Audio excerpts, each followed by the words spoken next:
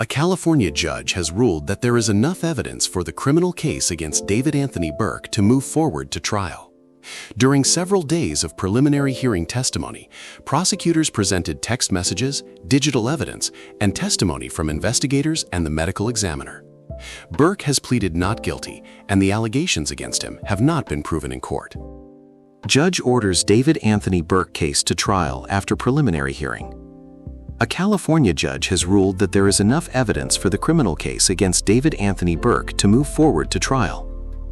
During several days of preliminary hearing testimony, prosecutors presented text messages, digital evidence, and testimony from investigators and the medical examiner. Burke has pleaded not guilty, and the allegations against him have not been proven in court.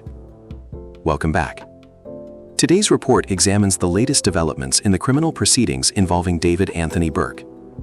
The case has drawn national attention because of the seriousness of the charges and the evidence discussed during a preliminary hearing in Los Angeles.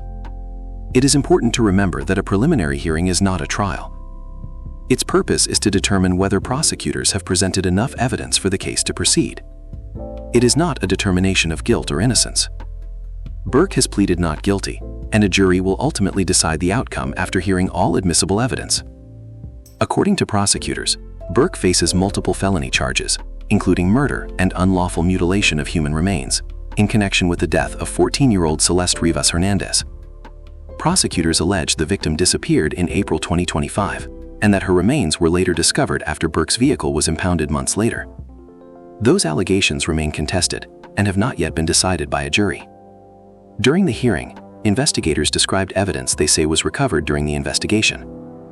An LAPD detective testified about text messages exchanged between Burke and Rivas, including messages discussing pregnancy, abortion, birth control, and the state of their relationship. The detective also testified regarding digital evidence recovered from Burke's phone. The prosecution presented this testimony to support its case. Court proceedings also included emotional moments for members of the victim's family who attended the hearing. At this stage, the court has not ruled on the credibility or ultimate weight of this evidence. Those issues are generally reserved for trial. The Los Angeles County Medical Examiner also testified during the preliminary hearing. According to that testimony, the victim sustained 2 penetrating injuries. Due to the condition of the remains, the examiner testified that it was not possible to determine the exact weapon used. The death was ruled a homicide. Medical testimony presented during a preliminary hearing forms part of the prosecution's evidence, but remains subject to challenge during trial. Burke has pleaded not guilty to the charges. A not guilty plea means the prosecution must prove every element of the charged offenses beyond a reasonable doubt at trial.